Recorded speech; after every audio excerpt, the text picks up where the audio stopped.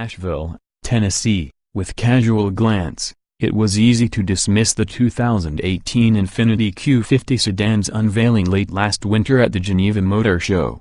But mid-cycle refreshes are important, especially in the highly competitive BMW 3 Series segment, which nevertheless is shrinking due to the growth of premium luxury SUVs. Visually, the 2018 model year facelift for the Q50 is pretty subtle. Introduced in 2014 and first updated for the 16 model year, exterior clues are relegated to new front and rear fasces, new wheels, and new trim level designations aside from our test car, a twin-turbo V6-powered Red Sport 400. Infiniti also has upgraded the interior with a new stitched instrument panel, new steering wheel, an Infiniti signature shifter, and upgraded gauge and ambient lighting, with significant differences between the Red Sport 400 and the more quotidian models. There are new semi-autonomous safety features, reduced NVH, and improved vehicle dynamic control. Infiniti now offers an optional 16-speaker stereo from Bose's high-fidelity performance series, and it sounds wonderfully clear and bright. The Red Sport's interior makes heavy use of black-colored materials and carbon fiber-like details without coming off as dark as Johnny Cash's suit closet. There are new trim-level names for the rest of the range, and you can expect this to roll out across the Infiniti line while you're still trying to figure out if the Q50 corresponds to the old G35 and G37. It does. There's Pure Base, looks mainstream premium, Sport, and Red Sport. Pure and looks Q50's get a new base engine, a 208 horsepower 2.0-liter turbo.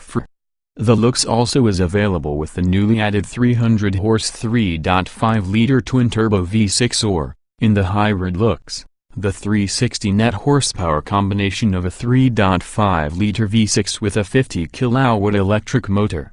Our subject car comes with the 400 horsepower version of the 3.0-liter twin-turbo V6. All come with a 7-speed automatic, and all can be had in rear or all-wheel drive. Oh, and Infiniti has added rack-based electronic power steering, standard, and has made improvements to the optional direct adaptive steering, the first mass-market steer-by-wire offered in the U.S. market, introduced 4 years ago.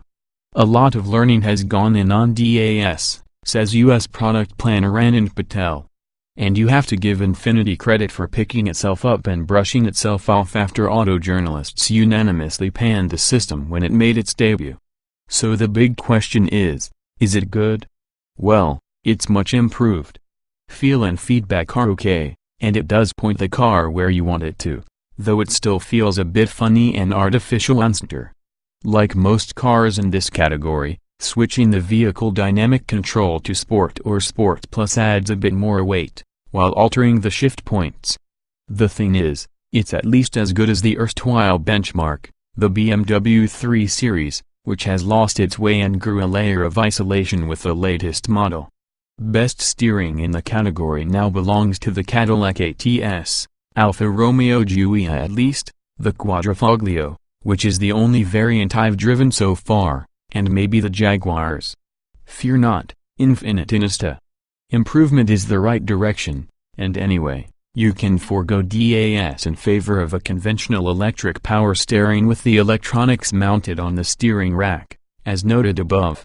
DAS is part of a $2,700 proactive package available on all Turbo 6 models, and if you decide to save the cash, you also give up intelligent cruise control, blind spot intervention, lane departure prevention and active lane control, adaptive front lighting, and high beam assist.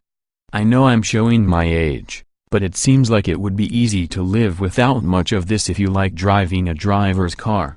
And a driver's car, the 2018 Infiniti Q50 Red Sport 400 is.